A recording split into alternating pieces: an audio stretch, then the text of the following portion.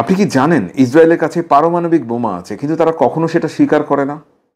Israel পারমাণবিক অস্ত্র রাখলে তার নিরাপত্তা, আর ইরান পারমাণবিক গবেষণা করলেই তা হুমকি। অথচ ইরান আন্তর্জাতিক পারমাণবিক চুক্তির সদস্য, আর তাকে ঘিরেই চলছে চাপ, হামলা, নিষেধাজ্ঞা আর যুদ্ধের হুমকি। এ কেমন বিচার? তাই এখন সময় এসেছে প্রশ্ন তোলার, আর বিশ্ব বদলাবে তখনই যখন আমরা প্রশ্ন করতে শিখব। ভিউয়ার্স, আজকে আমরা কথা বলবো এক বিতর্কিত ইস্যু নিয়ে, ইসরায়েলের পারমাণবিক অস্ত্র এবং বিশ্ব রাজনীতির ভণ্ডামি।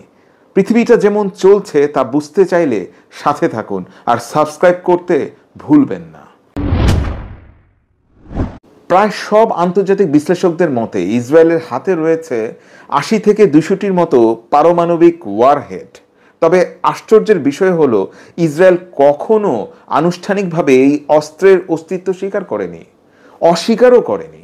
একে বলে পারমাণবিক অস্পষ্টতা বা নিউক্লিয়ার অপাসিটি, একরকম কৌশলী নীরবতা।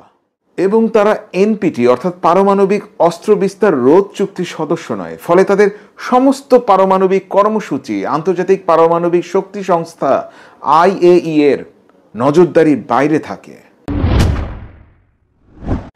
ইরান কিন্তু এনপিটি এর সদস্য এবং তারা প্রতিনিয়ত IAEA এর পরিদর্শনের অধীনে আছে এবং আইন বাধ্যবাধকতায় রয়েছে। কিন্তু যখনই ইরান শান্তিপূর্ণ পারমাণবিক শক্তি অর্জনের পথে হাঁটে বা হেঁটেছে, তখনই পশ্চিমা বিশ্ব ও মিডিয়ার তীব্র সমালোচনা, নিষেধাজ্ঞা ও হুমকি শুরু হয়।